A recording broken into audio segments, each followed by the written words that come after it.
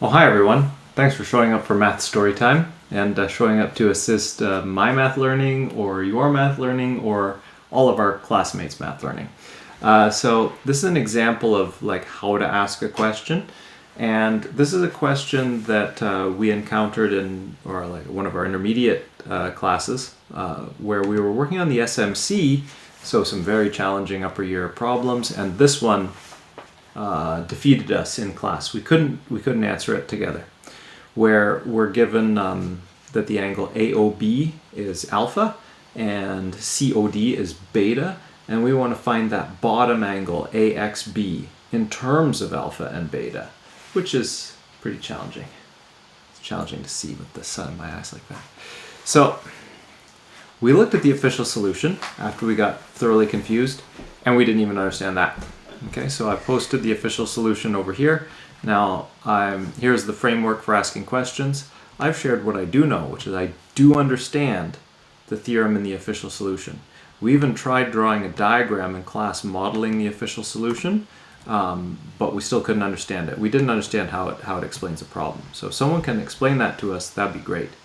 Since then, I have solved the problem to my satisfaction, and I'll show you what I did in this video right now.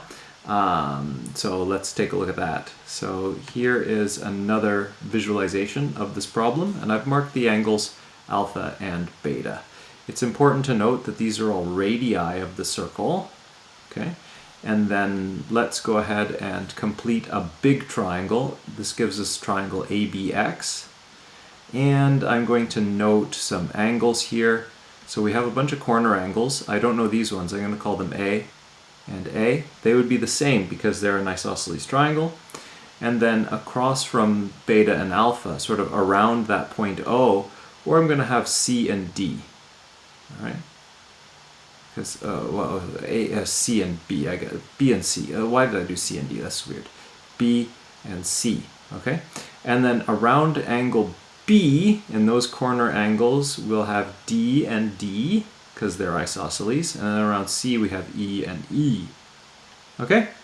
Now, I'm going to label this angle that I want theta, because I'm used to calling angles that I want to find theta. That's like my X for angles.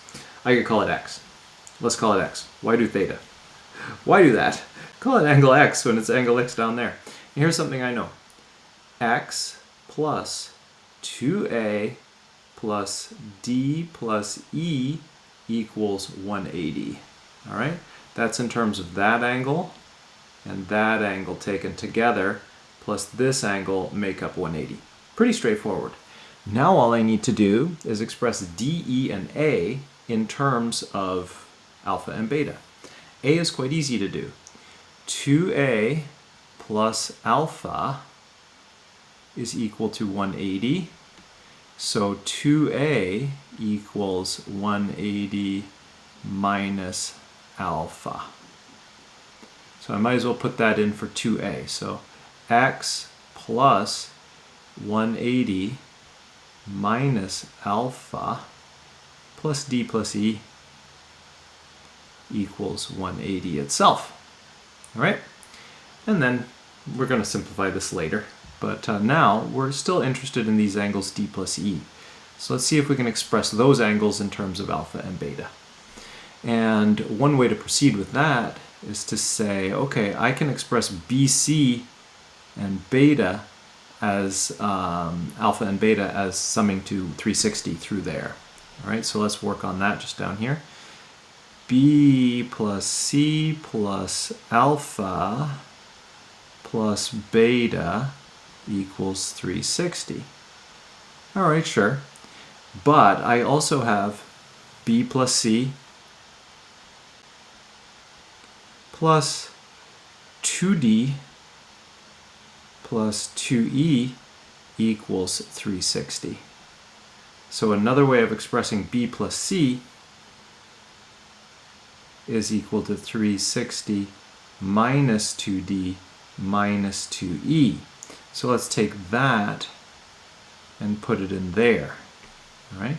So I have 360 minus 2D minus 2E plus alpha plus beta equals 360. And now remember our goal. Our goal is to get d plus e, some expression in terms of alpha and beta that I can put into that expression so that I can tidy it up. All right, so let's go.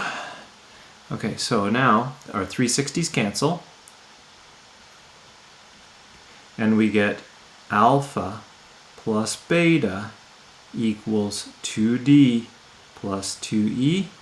Or in other words, alpha on 2 plus beta on 2 is equal to d plus e. And this is the thing that we were looking for. Alpha on 2 plus beta on 2 is the same thing as d plus e, so we can now put that in there. So let's go back to blue, and we'll finish this problem off. X, the angle we're looking for, plus 180, well, our 180s cancel here, come on. Okay, x minus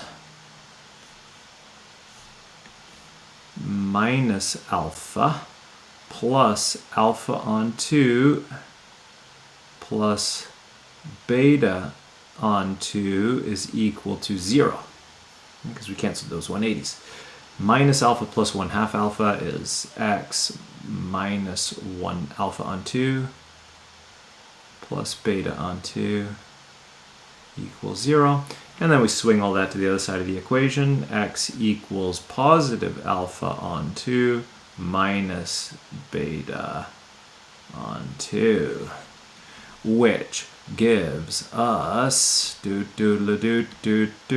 don't have the answer there. It's over here. Yeah. This correct answer there. All right, so that one works. But I don't understand the official solution, and we didn't either in class. We even tried drawing a diagram. We were like, I don't see what the... We weren't really satisfied with their explanation. So if you want to weigh in and tell us what we can try differently, that would be awesome.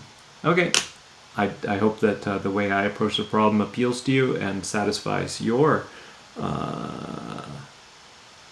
curiosity that that is indeed the correct answer. And that you could try that strategy in the future. Their proof is a lot simpler than mine. I just don't get it. Okay, bye for now, everyone.